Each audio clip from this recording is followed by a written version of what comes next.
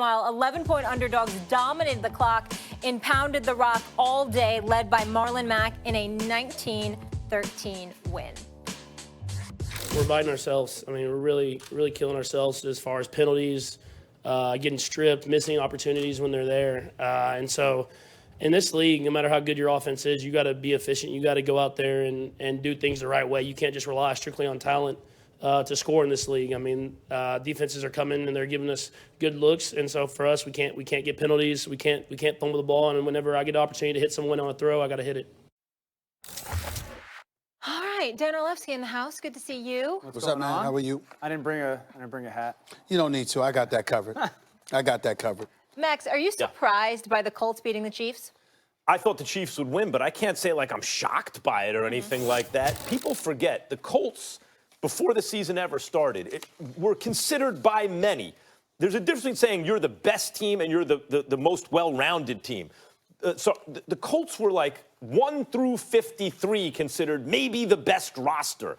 So that means that you're not only good up front, I don't mean your line, I mean like with your starters, but you have depth too. Everyone can play football on that team, was at least what we were told and what it appeared to be. And, you know, that was the consensus. And with Andrew Luck, wow, they're Super Bowl contenders. The issue with the Colts was that Luck got hurt. But by the way, even then, when you thought about quarterback health in terms of how strong you are there, maybe the Colts were number one because backing up Luck was Brisett. Well, okay, that's why you have a really good young ascending backup, as opposed to just like a guy who can get you through a few weeks because you really want to position yourself in the event. Well, they did. Okay, so the unthinkable happened, and they lose Luck permanently, apparently, when he retires. And then their young quarterback, who Belichick drafted, by the way, he takes the job and is dealing with a really good roster. Now, look, the reason I really thought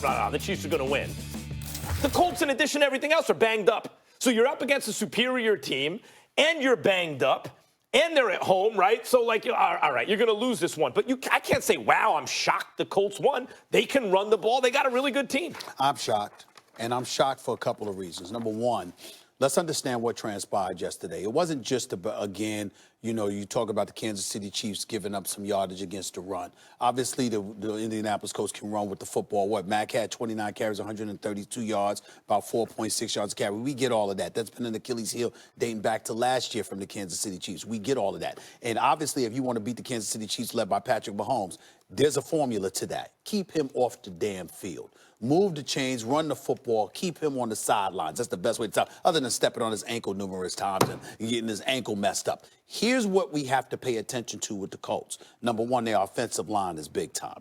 Just no doubt about that. Their offensive line, it's amazing because what it does is it highlights Gregson and what he did when he was the executive for the Indianapolis Colts and how negligent he was in his duties, which is why he's no longer there. Chris Ballard comes there. He's clearly not making the same mistakes. But what I love what I'm seeing, Dan, from the Indianapolis Colts, they went after Mahomes, and sometimes they sent 4. And you got guys that showed up, especially Justin Houston. He obviously had something to prove playing against his former team. You had him, you had Moore, you had Stewart. All of these guys had sacks, and so they were in Mahomes' face. If you can get in his face, particularly when only pressuring with 4, that really sets the tempo. I didn't anticipate that that's something that they would be able to do against Kansas City. If you're talking about neutralizing Patrick Mahomes, what's the 2 things to do other than keeping him on the sideline? You pressure him, but still having enough dudes in the secondary in order to defend against his, his sniper-like capabilities as a passer of the football. If you can apply that pressure,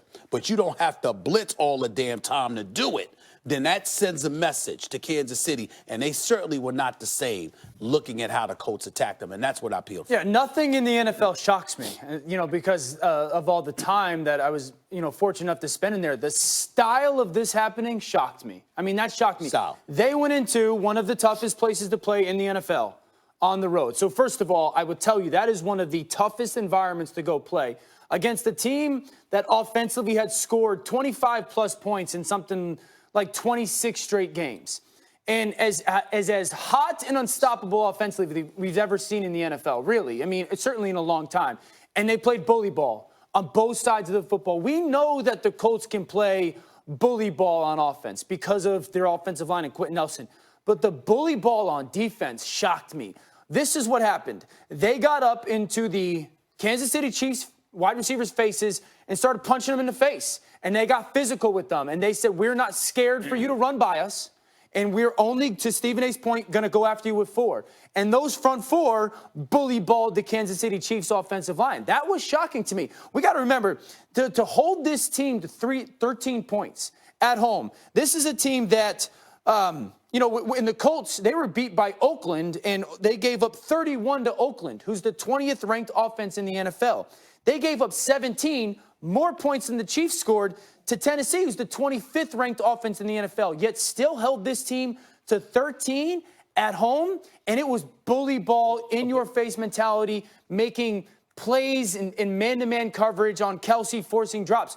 We haven't seen that from a team, but really. Part of the NFL, I'm sure as you experienced, is kind of like who's hot, like when you catch a team. And there were little signs of this last week from the Chiefs, like, wait, things aren't clicking on all cylinders as they normally were. What impresses me about the Chiefs, or rather what the impression that I'm left with is the Chiefs and the Rams last year, let's take it, the offenses were so high-powered that anything you got on defense, particularly for the Rams, which is I thought, they could win a Super Bowl, is like, oh, my God, it puts them over the top. But when you really look at the teams that are stout against the run, that can do things both sides of the ball, in the NFC, you're looking at the Saints. That's, to me, what really separated them. They can stop the run.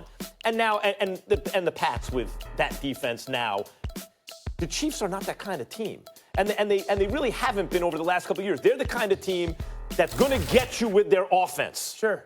Well, so if you can run the ball, you can run the ball. Did we see the blueprint? No, the blueprint was started, last year. Well, let me say this. by Let the me Pats. throw this by y'all. Understand that Patrick Mahomes comes onto the scene last year as a starter. The least amount of points they scored in any game throughout all 16 games last year was 26 that they dropped on Arizona. It was the week before they went to L.A. and lost when they scored 51 points. Yeah. It was 54-51. I was at that game. It's the greatest experience I ever had at an NFL game in my life. It was unbelievable, okay? But the week before that, they scored 26 against Arizona. This year, 40, 28, 33, 34, 13 points. Patrick Mahomes last night was held to the lowest point total of his young, illustrious career. We have to pay attention to the fact that the Indianapolis Colts held this man to 13 Could points. it be that also it's catching up with him? He doesn't have his number 1 receiver. He doesn't have his number 1 running back anymore. He's gone from the team. That's part of it, right? I go back to Sammy Watkins getting hurt last night was a big, because then you even saw the Colts go, all right, now we will. But listen, and you can point to his ankle injury, too. Yeah, and that was all part of it. But that's why, to me, this is shocking that the Colts had the courage to go, all right, here we come. Like, we're going to... Ball control is what you do against a high-powered offense. Of course. Everyone knows that. Like, yeah, we want to hit them, and we want to run the football. The Chiefs don't care if you run the football on them because they think they're going to score 35. Also want to throw this by to both of y'all. Remember what Coach Frank Reich said after the game. He was talking about how he has not seen his team this confident and this gung-ho about going up against the team. So they come in there last night. Clearly, it ain't your offense that feels that way.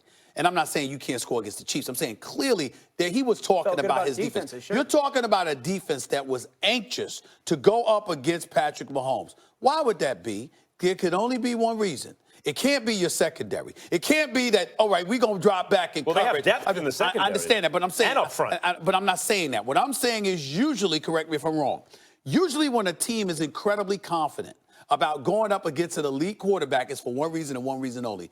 We believe we can get to him. Get to him. Get home. We believe we can get to him. And with all that said... And that's what I'm saying. With all that said, there was Patrick Mahomes at the end of the game with a chance, like, if they recover an onside kick, right? Because the defense... Even in that situation, like, oh, my God, you're at home and da-da-da, and you're held to this many points. Still, Patrick Mahomes is orchestrating late drive and giving you a chance. But here's what makes it, like, surprising or shocking, if we want to use that word, because it transcends all sports.